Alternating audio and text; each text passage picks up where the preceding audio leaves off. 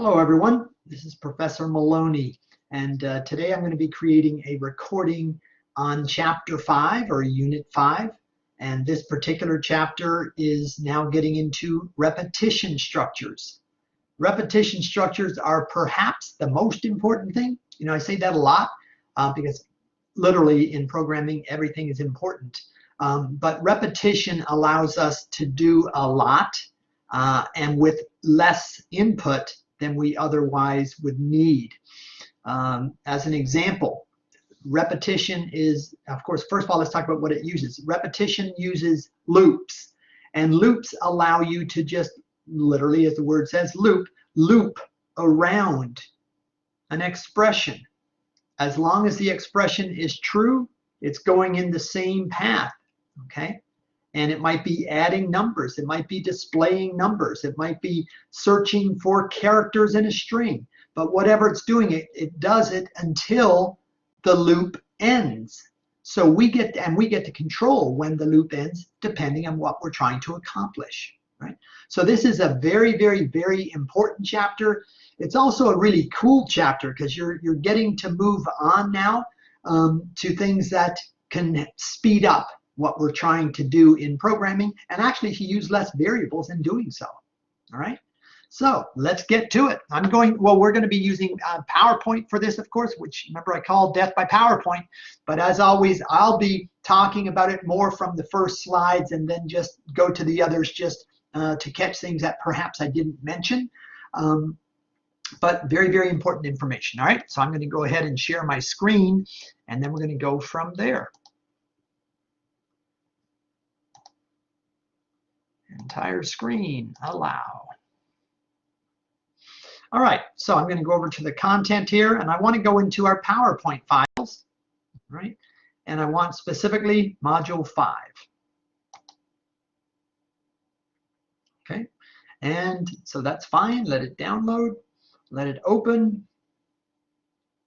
And let's see, okay, there's 50 slides in here. Okay, let's minimize that. 50 slides. Oh, you know what? Let me also, sorry, I'll just assume we're okay. All right, so I'm going to make it large. All right, and let me pull that over a little there to make it show up here more.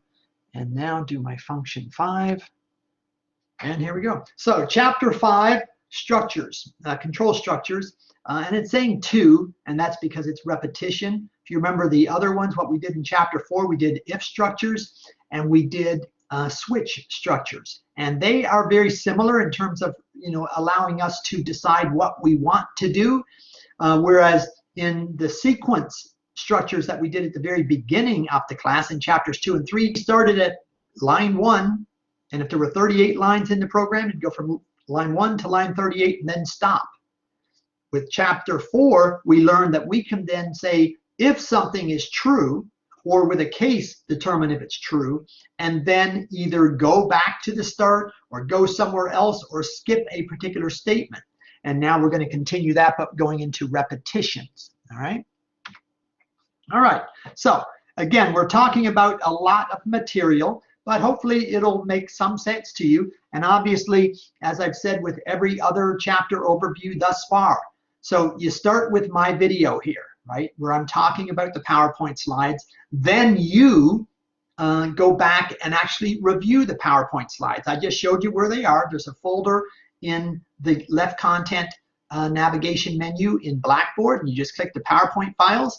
And then if you click on any given PowerPoint file, it's going to download it to your computer. Okay, you can also view them from MindTap if you'd prefer. But either way, view the PowerPoint files, because after hearing me, when you go then to review it, it should make a little bit more sense. And then obviously write down some notes as well, and then go to the ebook and read the ebook, and you should be able to then be skipping a little bit more because you've learned a certain amount from my video and then a certain amount more by watching the PowerPoint after having listened to my video.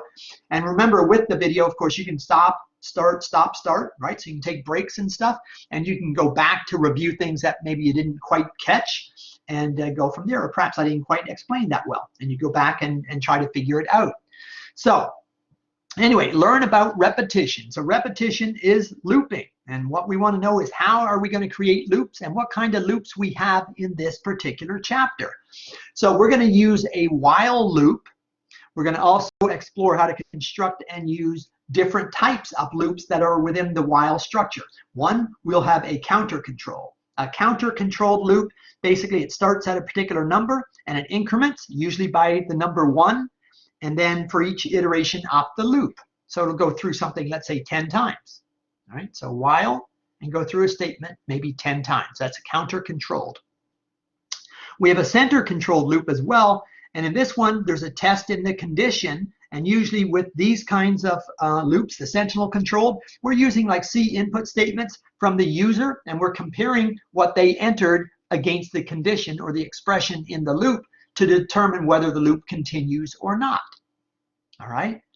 Then we have what we call a flag controlled loop, and a flag, and these are again all whiles. A flag controlled while loop uses Boolean values. You remember Boolean values from chapters 2 and 3. They're true or false statements. And with the true or false statement, the loop continues as long as the condition evaluates such that the Boolean value is either true or false. So we do something until it flips from false to true, or we do something while it's true until it flips to false. All right, so that's a flag controlled. And then we have the last one we call end of file controlled loops, and they're also used with C input statements.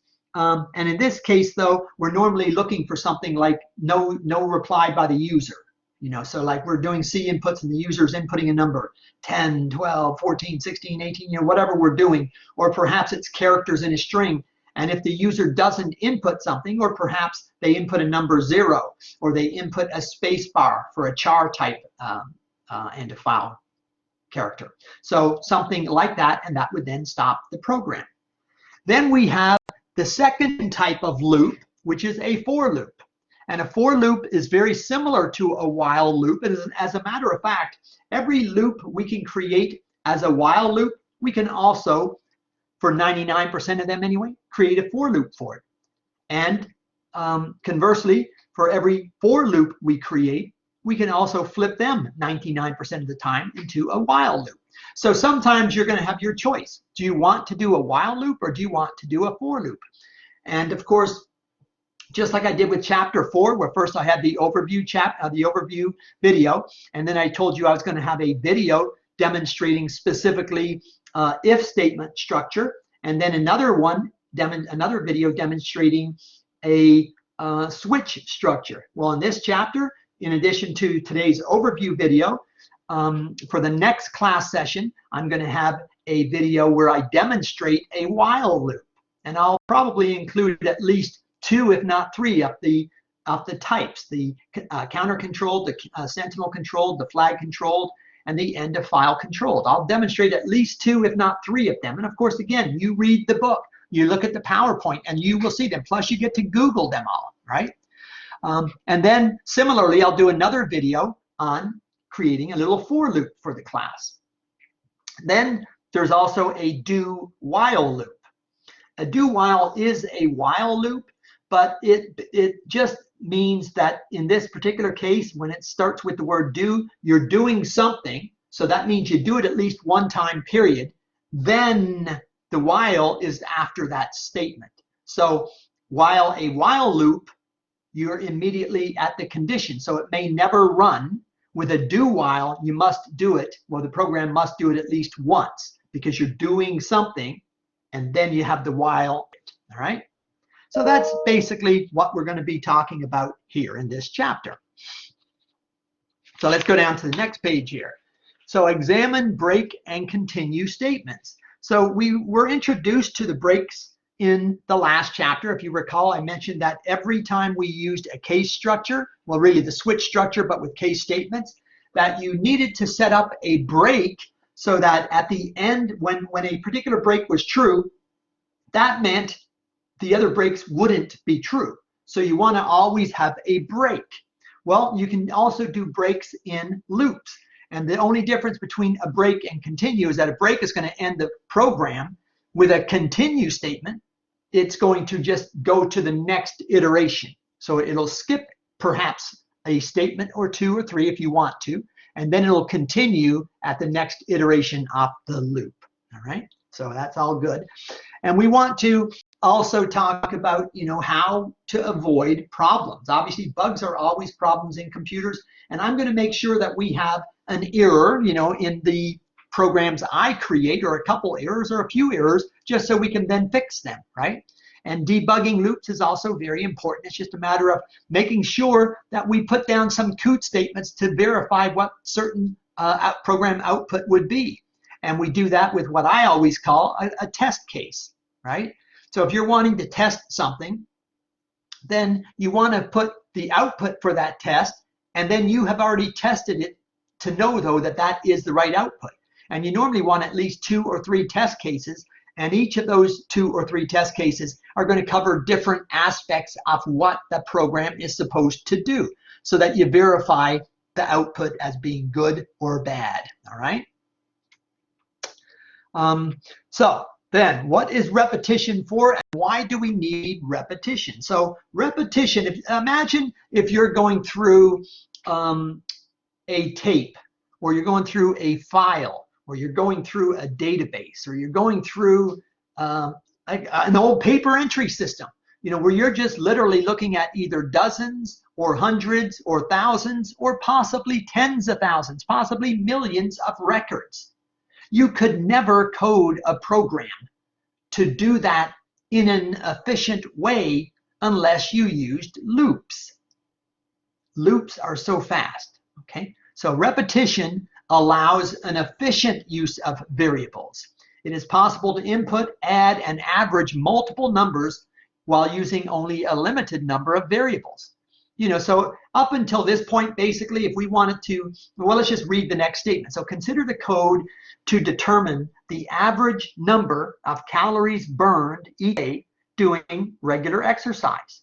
So they're saying method 1, and really they're not putting much in method 1 or method 2, but they're only doing this to make a statement, right? And the statement is just that there's a lot more variables needed in the old way we've been coding, right? So you would declare a variable as an example for each day of the week. So if you exercise Monday, Tuesday, Wednesday, Thursday, Friday, or Saturday or Sunday, you can have either 7 variables, or perhaps you only do it 3 days a week. So maybe Monday, Wednesday, Friday, Saturday, Monday, Wednesday, Friday, Saturday, something like that. Or Monday, Tuesday, Friday, Saturday, or whatever, okay?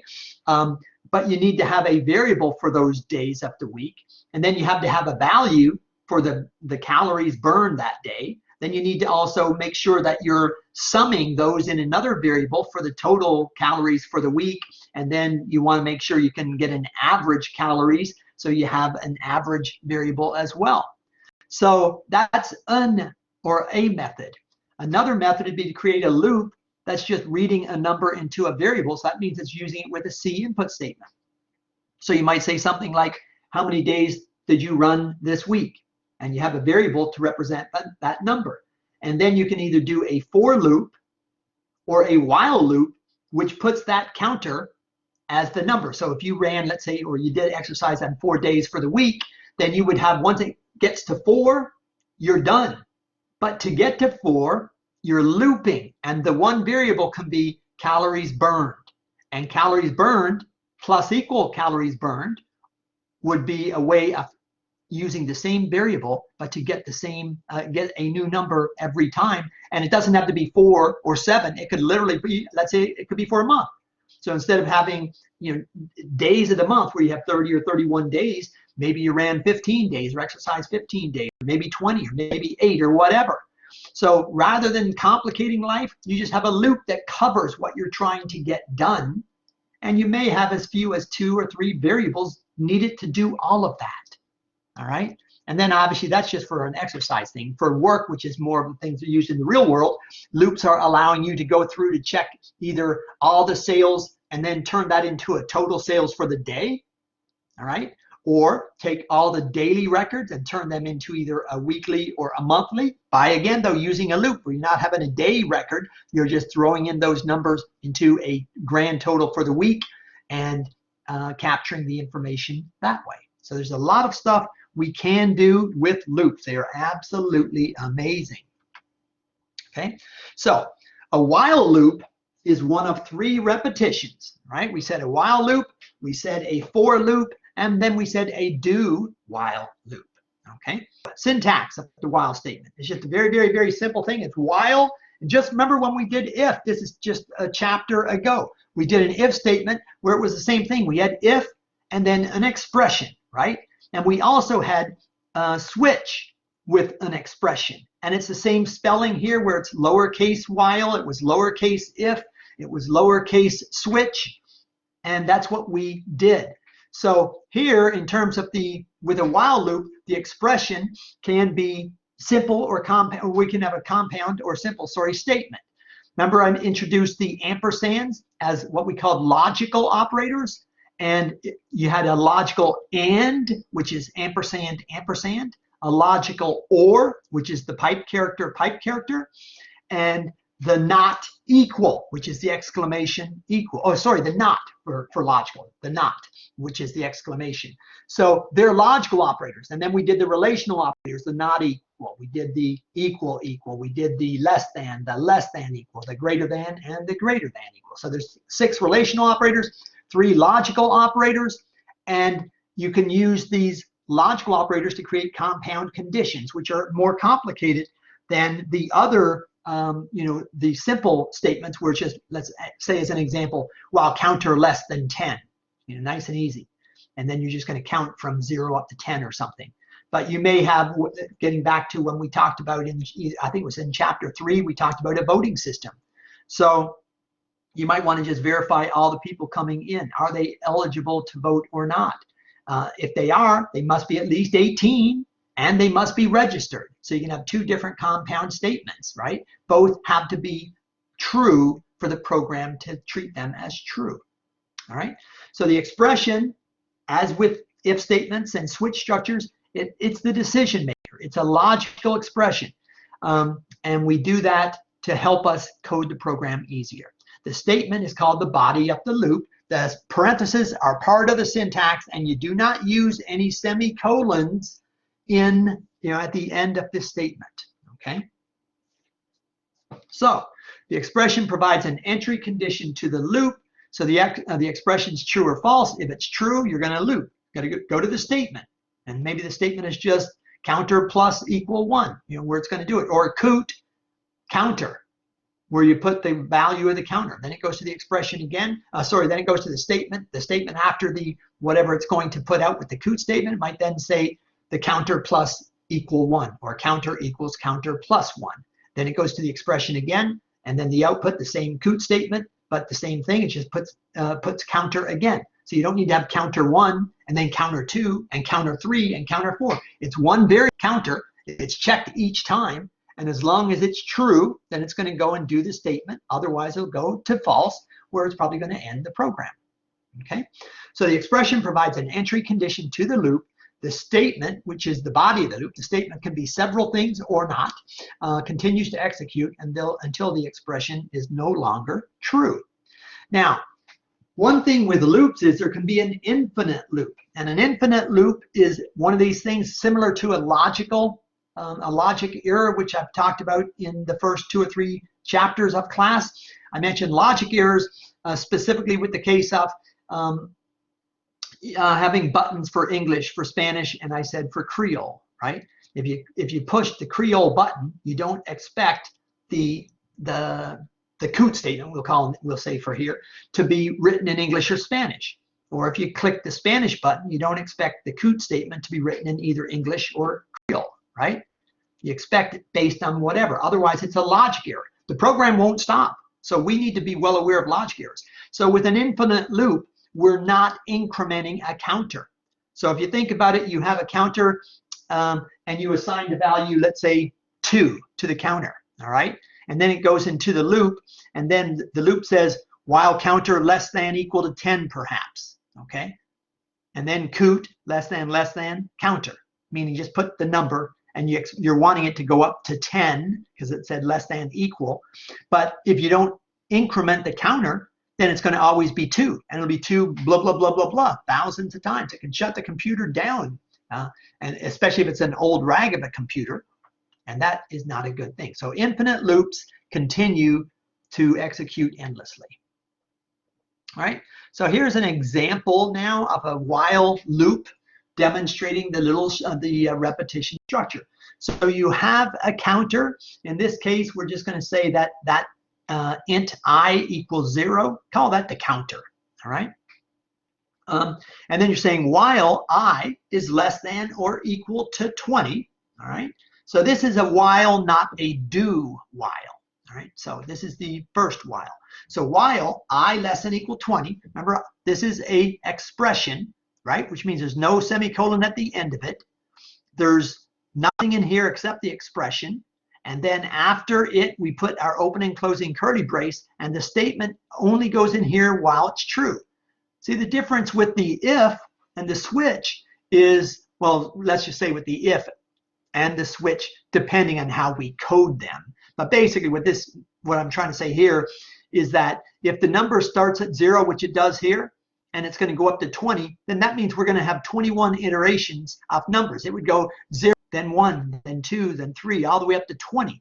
In the case here, though, they're saying a COOT statement, I, so 0, and then the next one, putting a space, okay, and then they're putting another iteration. Oh, sorry, then it's going to the statement to add, oh, they're saying add 5. So 0 plus 5 is 5, right? So now I is 5. Automatically, in a while statement, the counter is built in. So 5 comes up here. While I now, instead of less than 0, it's now less than equal 20, but I is 5. So it is still true, so it comes in here again. So now, first time it said 0, now it says 5. Then it comes down here, and it says 5, which is the old value. Remember, it was 5 after we added 5 the last time. So now 5 equals 5 plus another 5. Okay, so now it's up to 10. Goes back up here. So while I is less than equal to 20, well, 10 is less than equal to 20. It's true. So now I is 10, okay, and then less than space, and then we're adding another 5. So 10 plus 5, 10 equals 10 plus 5 is 15 now. Comes back up here. It's still true.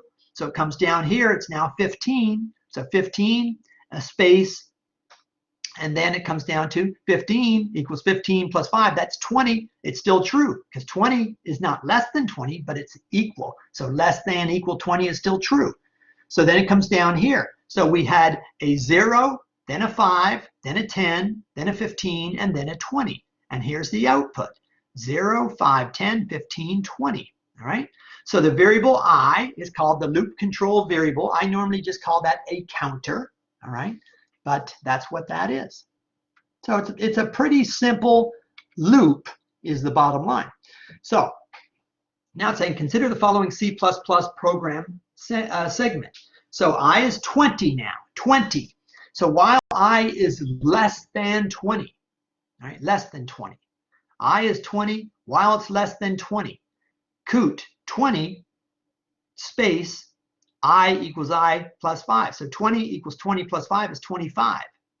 It's already false. So there's nothing to do. It just comes down here and it won't get run. Okay, nothing will happen. All right, case 1. Now this is a counter controlled loop. So counter controlled, as I mentioned, basically that is a counter. It's a loop. It's just going through where you're wanting to iterate through something X number of times. All right. So you start with a counter normally equal to 0, and then while the counter is less than something, n here would be the highest number that you want to consider, maybe 100, maybe 1,000, or maybe just based on the records that you're accounting. So you would just have a variable set up to tabulate the highest number when you don't even know it before the program begins. It'll still be able to be a-okay. And then you have your open and closing curlies. Remember, again, it's a while, so it's in small letters. There's a space, there's an open and closing parenthesis, and no semicolon. Okay, and then we're updating. You can say counter equals counter plus 1, or you can say counter plus plus. Plus plus is the same thing. You're just adding 1 to the counter. All right, so it's 0. 0 is less than n. We'll make the assumption n is a big number, 1,000,000. So 0 is less than n. Now it comes down here to 1. It may be doing things before here, maybe doing things after here is all this is saying. But at some point in the statement, you have to update the counter or the loop control variable, and then it's going to start the loop again while it's true. Okay. All right. So then we have what we call a sentinel controlled variable and or loop. And I mentioned that a sentinel is basically a loop that's tested in the condition. Usually we're using SYN statements for them. And then the SYN statement will have some value that it compares against another value, meaning the variable that you're using in the loop. So a sentinel variable is tested in the condition. The loop ends when the sentinel is encountered. So here we're saying C input variable. So the user is putting in a variable. All right. And then while variable is not equal to sentinel. So remember, we'd also have a variable called sentinel. All right. And then sentinel may be 0, just saying as an example. So while the user is putting in any number that's not 0, then the variable they're putting in not equal to 0, and then it's going to keep going in and doing whatever it's doing. But when they put in a 0, so then 0 is not equal to 0. Well, it is equal to 0. Remember, the not is the opposite of normal logic. So variable equals sentinel would be true if the user puts in a variable of 0 and we have a sentinel variable with a value of 0. So variable equals 0, equals sentinel, which would be 0. But here, because there's an exclamation mark, it's a not. So 0 is equal to 0. So therefore, variable not equal to sentinel is false. So it would not do it anymore. Okay, so then it would bypass here, which means bypassing the opening curly brace and going past the closing curly brace. So the loop is ended. All right. All right. So another example now with telephone digits. Okay, so this is in this particular case, they're using a sentinel, a char sentinel, right? Remember, a char is a character, and there's a pound sign on your keyboard. All right, and that pound sign on your keyboard is a value that has an ASCII, value with the number above. It's the symbol above number 3 on your keyboard, on top of the keyboard. All right, on the top level. So that's a char, and in this case, we're going to say that we're going to be checking for that thing there, the sentinel. All right, so let's see. They're saying the program converts uppercase letters to their corresponding telephone digits. So if I'm looking at my phone, I can find out my phone here. Okay, and let me go into my phone and go into my phone and go into the keypad. All right, so a 1 is nothing. Okay, a 2 is an A, B, C. 3 is D, E, F. 4 is G, H, I.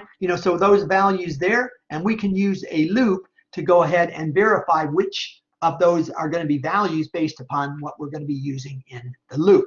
So they're saying here the sentinel value is going to be the pound sign. Okay, so that means we're going to use a Boolean. Remember, a Boolean is a true or false symbol. Right? So this is flag controlled while loop though now. So now we're on the flag, and is found equals false means we're initializing something as being found as no. We haven't found it yet. So normally when you use a variable called is found, normally you would start making it false, and you're going to do the loop until it's true. Okay, so you would start with it false, and then you're saying while not is found. So is found, false versus true, right? We're just testing what the value is in it. And if it's not found, we want to go ahead and continue looking, and then there's going to be an expression. Whatever the expression is, if something matches, we find something, then we're flipping the is found from false to true. Okay, that would update the loop, and then when it goes back to the top of the loop, it would be false now. Okay, that would be true now, sorry. So therefore it wouldn't go into it anymore. So after this if statement with is found equals true, the code down here would be to put the value, what we found that was true. Okay, and then that would be over. Number guessing game. These are some of the things that you can do which are kind of cool, right? This is using what they call a RAND function. So there's an example in the book. Example 5-6 implements a number guessing game. Oh, speaking of that, remember I keep telling you, I may not have done so much in chapter 4, but I always said, remember the visual. There's the visual in MindTap for every chapter.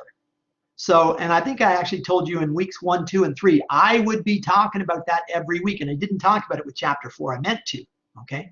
So I will review that with you guys, not review it because I won't have time. I'm already going to have 3 videos, but I'm going to tell you guys, make sure you look at the visual in MindTap, and the visual, there'll be a video. It'd be a video actually, a 5 or 6, 7, 8, 9 video demonstrating how to do a particular example that makes sense for the chapter. Okay, so anyway, there's a function called rand, and rand means random. So it's finding a random number, and this one is in what we call the CSTD library, so the C standard library. And then we use rand. Rand has an argument, but it's an empty argument. So you put rand open and close and nothing in between. It's going to return an int value between 0 and 32767. And then to convert it to an integer, so we're going to say greater than equal to 0 and less than 100. And we're only taking the modulus. So what we're doing basically is getting this down to a more manageable value, all right?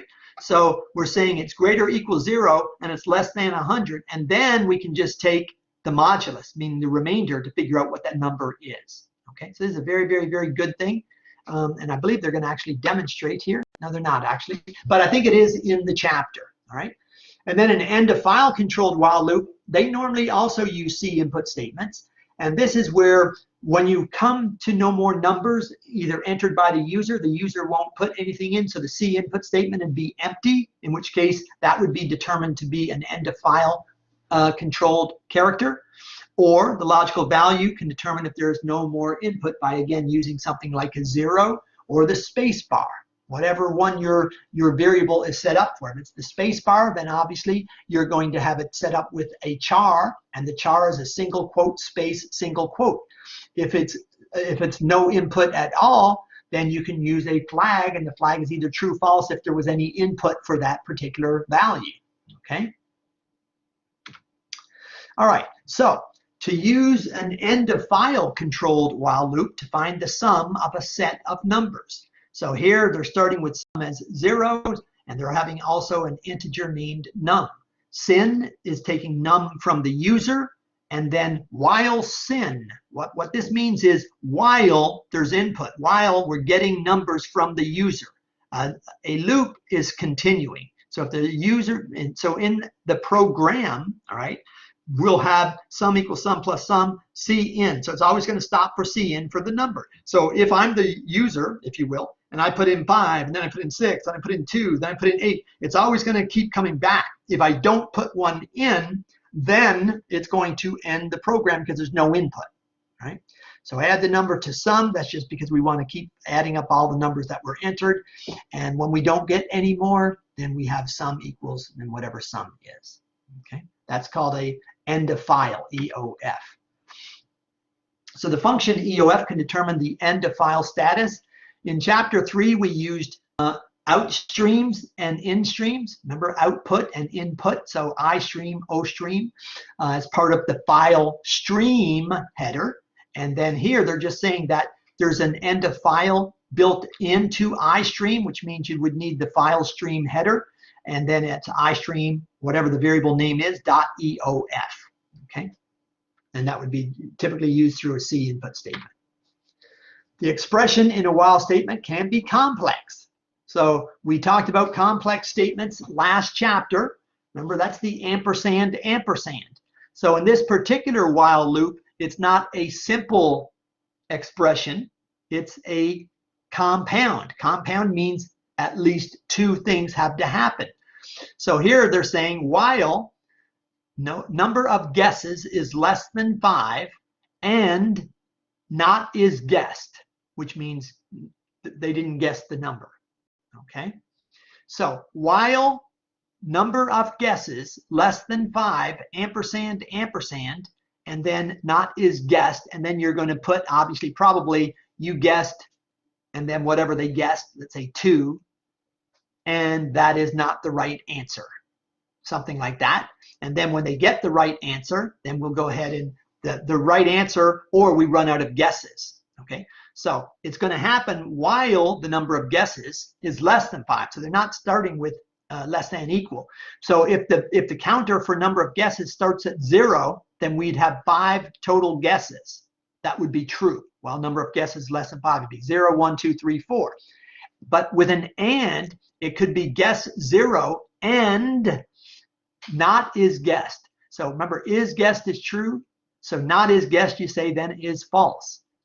So it'll keep running while the number is not accurate that you input, and while you still have one of the 5 guesses remaining.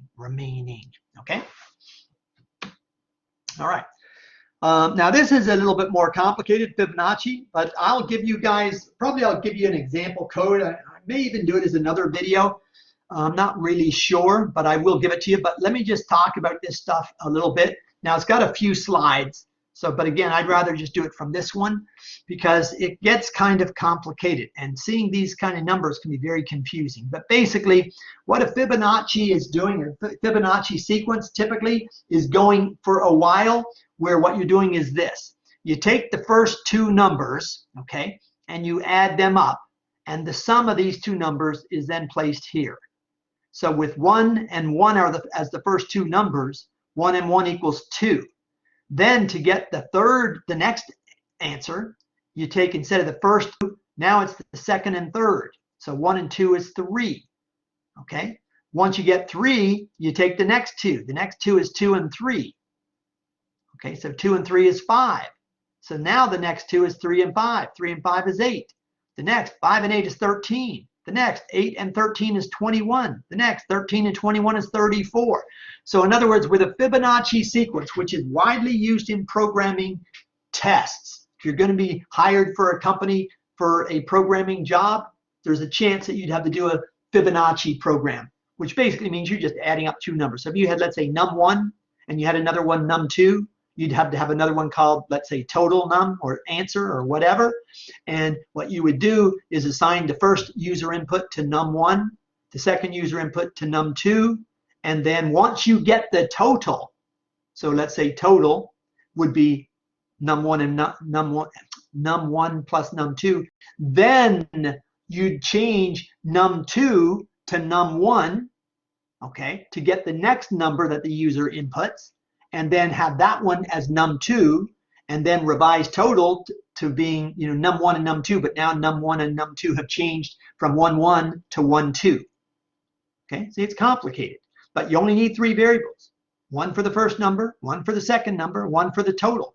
So don't look at this as being 8 numbers together or 7 or 9 or whatever it is. You're just, here's your 2 numbers, num1, num2, and then when you add them up, you get total.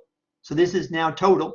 Once you get total, then you convert num2 to, not convert, sorry, you assign num2 to num1, and then you get a new C input from the user as num1, which you then assign to num2, and now your num1 and 2 is 1 and 2 instead of 1 and 1.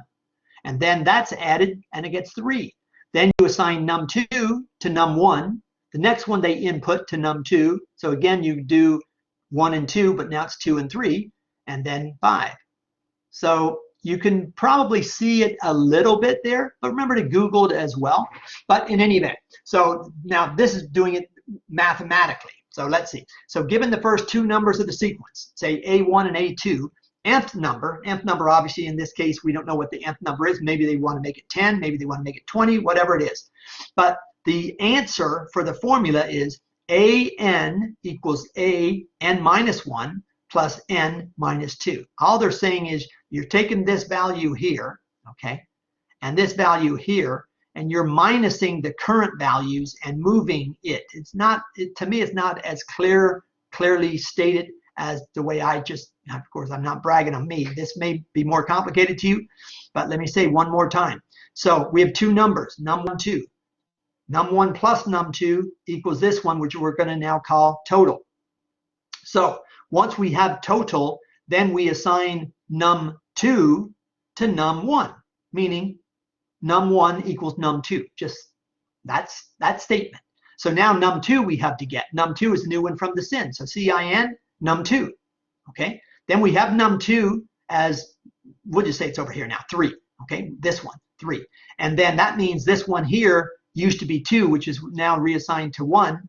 The input from the user CN3 is assigned to number 2, and 2 and 3 is 5. This is now the new total for the new total variable answer.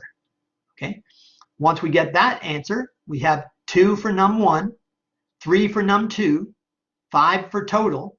Okay. Now we take the 3 from num2, so we say num1 equals num2. So now the 3 is gone to 2, but it really means num1 is now 3. Okay. Then the user input cin num2, I guess. So then num2 is now going to be the 5, and then the total is going to be the new num1 plus the new num2. 3 and 5 is 8. This is the total, and then you repeat it and repeat it. Okay. But like I said, I'll give you an example of this later. Okay, so that's 1 of 3 in that. So Fibonacci sequence, they're just showing A2 is 1, A1 is 1, which basically in the previous slide, that's what it was, previous. See there, they got, so think of these two here, 1, 1, as this one. So A1 is 1, A2 is 1. Determine the nth number, AN, and n is greater than or equal to 3. We don't know the answer for it yet, okay? So here, suppose A2 is 6 and A1 is 3. So then 6 and 3, all right? So you would have A3, which I call total, equals A2 plus A1, which I said A1 plus A2. That doesn't matter, right? So this number here, once we have the 6 and the 3, 6 and 3 is assigned to here, right? So 6 plus 3 equals 9. Then how do you get to the next one? Same logic. But they're just keeping the numbers going up. So now they're saying this one is A4, I guess answer 4, equals A3, which was this 9, plus the 6, which was the A2. So you can do it that way, but to me, my way is a little bit more logical. So if I started again just with 6, 3, as I'd say 3 is 1 and 6 is 2, then 9 would become total, okay? And then once I get total, then 3 would be gone. I would move it away because I'd replace it with 6. 6 would be, so it'd be num1 equals num2. Num2 was 6, so now num1 is. And then the total, 9, is now num2. Okay, so now it's 9 plus 6 is 15, so then the new total is 15, right? But anyway, so it's just a matter of trying to do the logic that makes the most sense for you. All right, so, and then programming example, input and output on Fibonacci. You can see that in the PowerPoint slides. You can see it better from the book, okay? But get the first 2 Fibonacci numbers. Remember, I just said 1 and 1 were them. Get the desired Fibonacci number. That means maybe you want to go until there are 10 Fibonacci numbers, okay? So then get the position of the number in the sequence. Calculate the next Fibonacci number by adding the previous 2 elements of the sequence, and one of the 2 previous will be the total, okay? And then repeat step 3 until you get to the nth number, okay? All right, and then that's the way they coded that. Programming example, main algorithm. Prompt the user for the, okay, so this is still Fibonacci. So there's a lot on Fibonacci here. All right, so prompt the user for the first 2 numbers. They're calling them previous 1 and previous 2. Read the first 2 numbers into previous 1 and previous 2. Output the first 2 Fibonacci numbers. Prompt the user for the position of the desired number. Okay, so if the nth Fibonacci equal 1, number equal is comparing as opposed to assigning. So it's just saying, is the number 1 equal to nth Fibonacci? Okay. The desired Fibonacci number is the first Fibonacci number. Copy the value of previous 1 into current. That was what I was doing with num1 and num2, and putting the current, or which I called total, into num2, and putting num2 into num1. See, we're always getting rid of the oldest one, always changing the total to the next highest number, and always having num2 go to num1, and then getting rid of the previous num1. Okay, so that would be the way this would work. But when I do an example, it'll be better for you, but make sure you read up on it a little bit. Okay, so current equals previous 2 plus previous 1. Then imagine that this one is now done. So 1 and 2, if you want to call that then even previous 3, it doesn't matter as long as you have a value for it. And then, so if this was previous 3 equals previous 2 plus previous 1, then you have to think, okay, so now the 1 is going to go away, but it'll be replaced by the 2. The previous 3 is going to go away, but it'll be moved over to previous 2, and then you have previous 4 enter into play, right? So you're always updating it so that the old number is banged away. The higher of the 2 previous numbers is moved to the lower value, and then the total is moved to the higher of those other 2 numbers, and you're just adjusting it up by 1. Okay? So assign the value of previous 2 to previous 1, assign the value of current to previous 2, increment the counter. So in this case, they're saying while counter less than equal nth Fibonacci. So let's pretend nth Fibonacci is a 10. Right? So we're trying to figure out how high we can go to get with what values based on this statement. All right. So if we did it, we're going to have 1 and 1 to 2 in that first one, and then 1 and 2 is 3, 3 and 5 is 8. 8 is less than 10, but if we do 8 plus 5, it's 13, then it wouldn't be. So this would be false after 8. So basically, the Fibonacci number that we could get to in this particular case would be 8, not 13. Okay.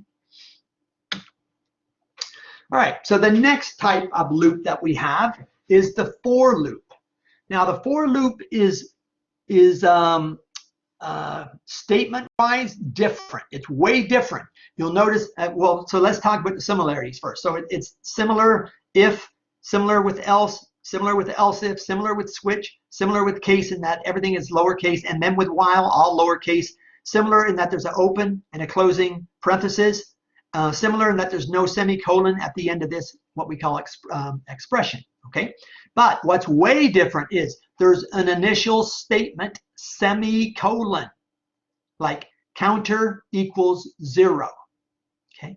Then semicolon, then the condition, let's say counter less than equal 10, okay? So it starts at 0, semicolon, counter equals 0.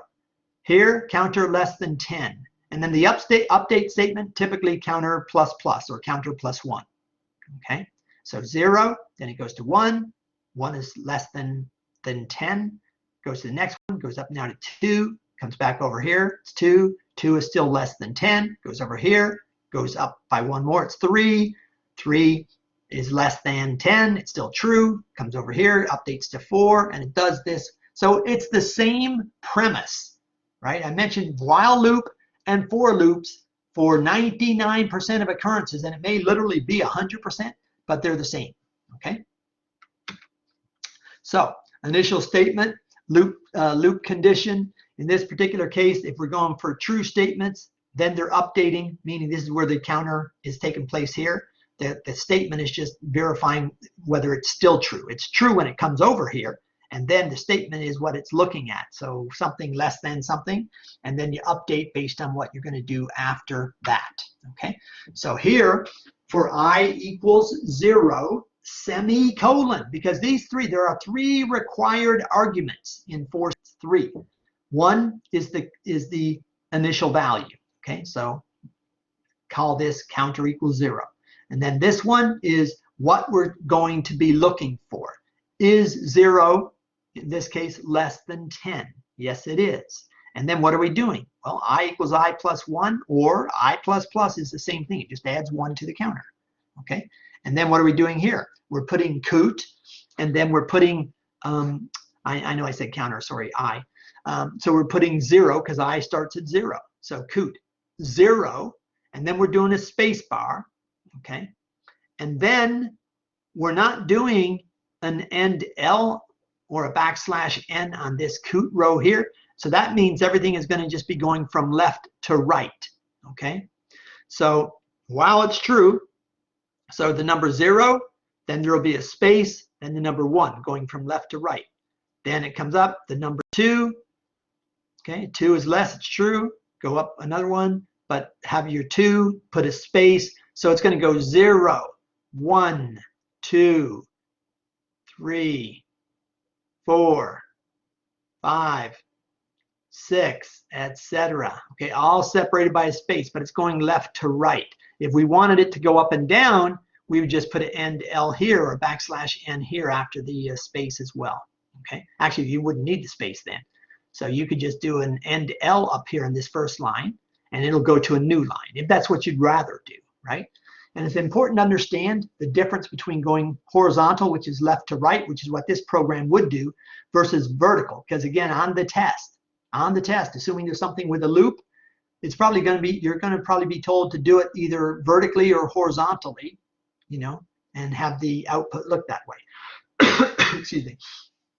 All right, so let's read their information on it. So the initial statement, okay, I equals 0 with a semicolon. It initializes the int variable I to 0. Everyone knows that. We all know that, right? Next, the loop condition I is less than 10 is evaluated. Evaluated means it's compared to what the value is of I. So I is 0, and here 0, because that's I. 0 is less than 10. Yes, it is. So it's true, okay? Because it's true, the print statement executes and outputs 0. So this is true. So it's going to output 0, and we're going to increment the counter, or the update statement, I++, which is the same as I equals I plus 1, okay? You can also do I plus equal, actually. So there's a lot of ways. I plus I equals I plus 1, or I plus equal. You can do it whichever way you want. Statement executes and outputs 0. The update statement then executes, which sets the value of I to 1. Once again, the loop condition is evaluated, so that's it. It comes back up here now as 1. So now it's 1. 1 is less than 10. 1 plus plus, so it's now up to 2. Okay, and it does that forever until it runs out of true statements. So since it's less than, when I does get to the value 10 from the counter here, okay, this thing here, so it gets up to 10. So now it's printed 9, because here it's 9, right? So it comes up, sorry, 10, it's already up to 10, because once we get the value, this was 9, that was true, so 9. But then 9 plus 1 is now 10, okay? Then coot, 10, space, and then we're going back up, it's false now. So you can't do it because it's not less than equal, all right? So then when I becomes 10, the loop condition evaluates to false because it's less than but not less than equal. And then the program ends. All right, so here's another one. The following for loop outputs hello, exclamation, and a star on separate lines. All right, so let's read that. So for loop, it's going to output hello, exclamation, and a star on separate lines. All right, so hello and a star. So it's going I equals 1. I is less than equal to 5. I plus plus. So 1, 1, 2. That's how we're reading these, okay? So hello, exclamation. So yes, it's doing that. And this star, because it's got an open and a curly brace, open and a closing curly brace, it does both statements. Okay, so the statements are hello and then a star on separate lines. Okay, so that's going to go through, and then it's now 1 plus plus, which is 2. So 2 is less than or equal to 5. 2 plus plus means now 2 is 3. But the hello statement is red, and again, because it's on an open and closing curly and it's in between, it's got the hello exclamation and it's got a star, and they're saying on separate lines. It's on the same line, but then you go, once it's done, then you go with the end L to the new line. Sorry, this end L to the new line after this one. So this one, new line, this one, asterisk, and then we start again.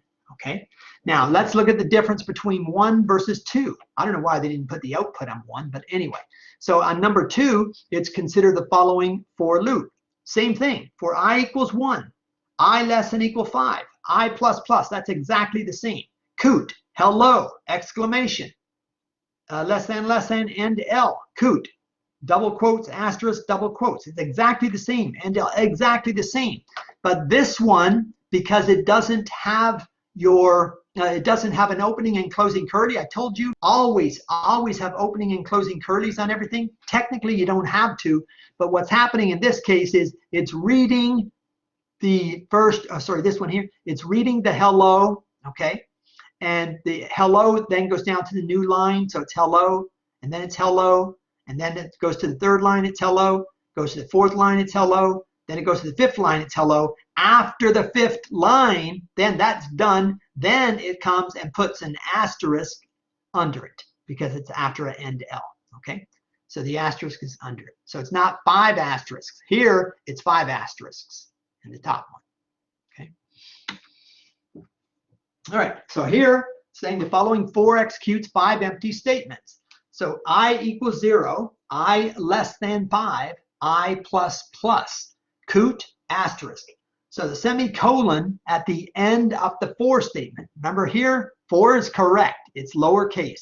Open curly, open parenthesis, sorry, that's correct. Closing parenthesis, that's correct. Semicolon after the initial counter value, that's correct. Less than 5, semicolon after that, that's correct, because that's your condition that you're looking at. Update statement, I plus plus, no semicolon, that's correct. The closing parenthesis, yes, but you don't put a semicolon. So this is no good because of that closing semicolon, the one that's to the left of this line 1. That's no good, okay?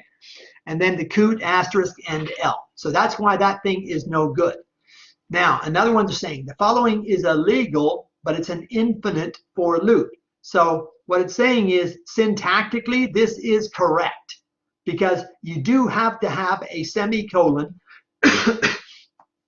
after the first, the initial value, okay? So even though we don't have an initial value, technically having a semicolon, though, makes it a fine statement. In terms of C++ syntax, it is okay to do that, okay? And then the next one is the condition, what it's comparing itself to. Is it less than 5? That's fine because it's got the semicolon. The third one, there is no semicolon, so that's fine. Close, that's fine. And then coot, hello, that's fine. So because there's no rules, there's no start, there's no end, so this will go hello 10 billion times, all right? So it can shut down your computer.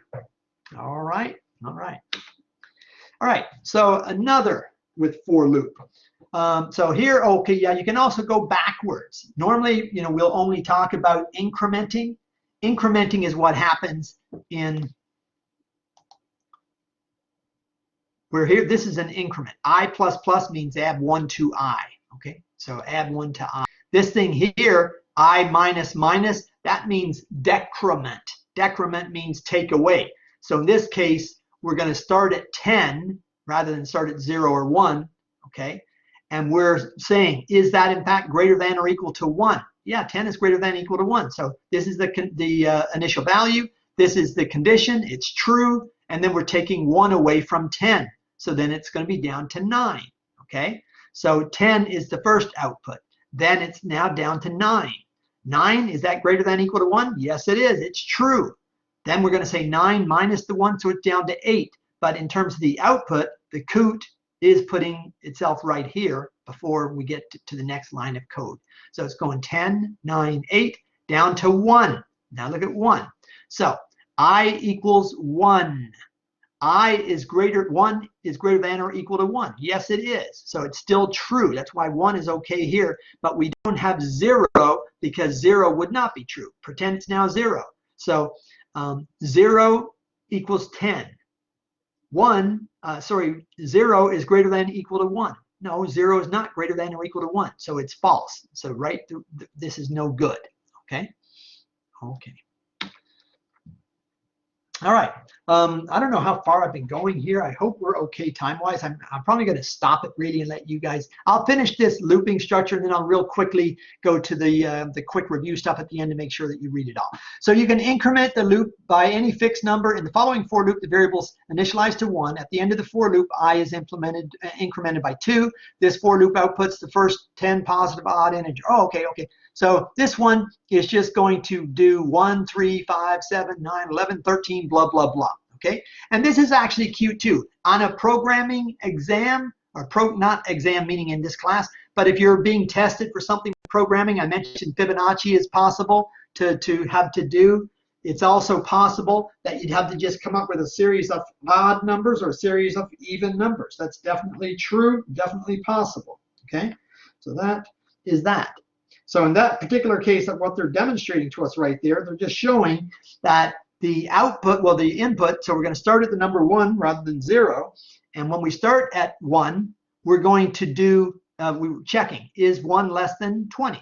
Less than equal? Yeah, it is. Then 1 equals 1 plus 2. So remember I said you can do I plus plus. You can also do I plus 2. You can do I equals I.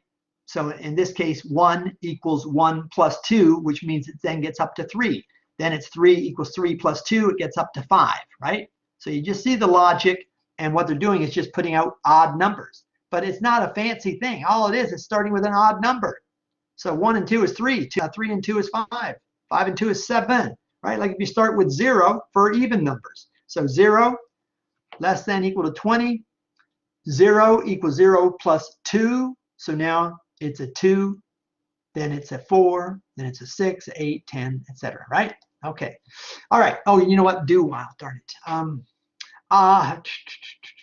So the only difference between the while and the do while is that with a do, the statement comes first before you're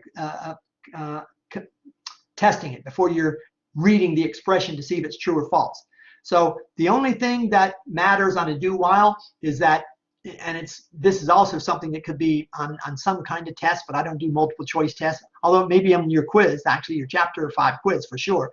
But anyway, do statements, do loops, do while loops have to have one statement, so they are looked at once, where a while loop may not be looked at if the condition is not true originally. Okay, so in other words, if you have a do here and then the statement and then while, well, if the while is false, you've still done the statement. Okay, whereas if it's while, it's either true or false. If it's false, it doesn't go to the statement. So while does not have to ever get run. Do while always has to be run at least once based on that. Okay. All right. Statement can be simple or compound. I mentioned the ampersand, right? Loop always iterates at least once. This is the difference between that versus a while. Okay. All right. I won't show you that picture. You can look at it. So here I equals 0, do. So then we're doing this and then the while. See, let's pretend that I at this point, instead of being 0, we have it set up here to be 21 or something. All right. So then 21 is whatever, and then it's 21 equals 21 plus 5 is 26. And then the while I is less than or equal to 20. So in this case, once this is true, it's over, but it's already done at least one iteration through, to get that value, previous, to get this first value. Okay, that's what that means. All right. So while and for loops are pre-test. That's the right way to say it. Pre-tests. Do whiles are post-test. Again, post-test means you run it at least once. Okay. All right. You can look at this thing here. So there's a while statement here, and then a do while loop. All right. And you read this and tell me all about it. That's 40. We have 50 slides, but I'm afraid that this won't be. It's too much. So I think I'm just going to stop. I don't really want to. Sorry, I'm just going to keep going a bit. All right, so let's look at these two. So A is doing a while loop, B is doing a do while. So consider the loops. I equals 11.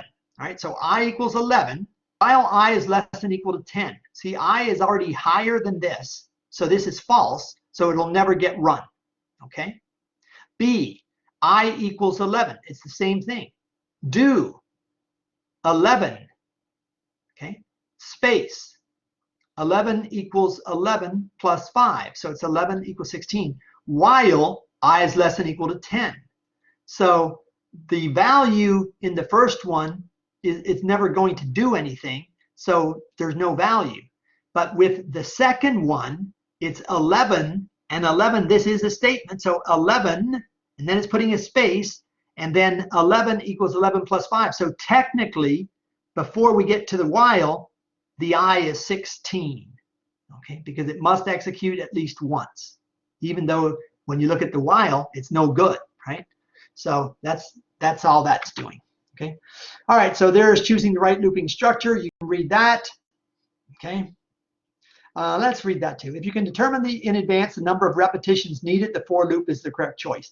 If you do not know, but that's not really true either, because you can have for loops with a max number. the max can be a variable if you get it from a database. So, I mean, if you do know the number of repetitions, like when it's 10, 15, 20, whatever, yeah, that's nice and easy. But even when you don't know the number, you can have a variable represent that number, and you get that number, and it's adjusting the for clause information continuously while it's getting those new numbers. Okay. If you do not know and cannot determine in advance the number of repetitions, and it could be 0, use a while loop. If you do not know and cannot determine in advance the number of repetitions, and it is at least 1, then use a do while. Then that's fine, but it's not necessarily all true. All right, break and continue. We know break and continue. I've mentioned them before. Obviously, break ends the program. Continue continues the program. It just goes to a new iteration. Okay. So continue is used in while, for, and do while loops. When executed in a loop, if it skips the remaining statements, but it does not break the program. It goes to the next iteration of the loop. So break stops the program. Continue skips the remaining steps in a loop, but goes back to start at the next iteration of the loop. So it doesn't get out of the loop. All right, create the pattern. We can use the following code. For I equals 1, I less than equal 5, I plus plus. For j equals 1, j less than equal I, j plus plus. Coot asterisk. So what's happening is we're putting in an asterisk. Oh, this is a nested for, by the way. Yeah, that's what you're talking about, nested control. Okay, so we got a for, and the outside one is done obviously first. Okay, while true, it comes to the next one. Okay, and there's nothing after it. So we're saying from 1 to 5, go on up. So 1, and then 2, 3, 4, 5. So that's all that part's doing. But while it's true, in other words, while it's 1, so j equals 1, j less than equal I, j plus plus, coot asterisk. So it goes through one time. Okay. Then when it gets up to the next one, we got I equals 2 now. I 2 is less than equal 5. I plus plus, so now it's up to 2, and then the coot statement again, asterisk, but it's going twice. Okay, we're going twice because here it's j equals 1, so it's not I anymore. We have a new variable, j.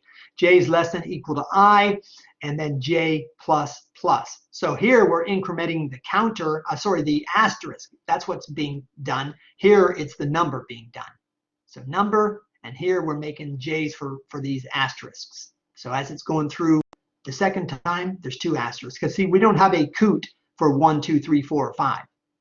While this is true, we're in here, the 4 down to the coot, but we're calling it now j. And for each j, you're going through it once or twice or 3 or 4 or then 5 times. And each time it's putting an asterisk based on how many times it goes in it. Okay, so it's coming out at 5 at the end. All right. Nested control again. What is the result? And then we flip it to, we replace the first 4 with this. So now instead of 1 to 5, we're going 5, and we're decrementing, going minus minus. And instead of less than equal, it's greater than equal. So it's same logic, but here it's 5, then 4, 3, 2, 1. Okay. Avoiding bugs. Well, you can definitely read that one. Debugging loops. You can read that one. Quick review. Read your quick review. That's it. Sorry for this. It was way too long. I apologize. I should have moved on a little bit. But anyway, I'm going to stop our recording. Have a great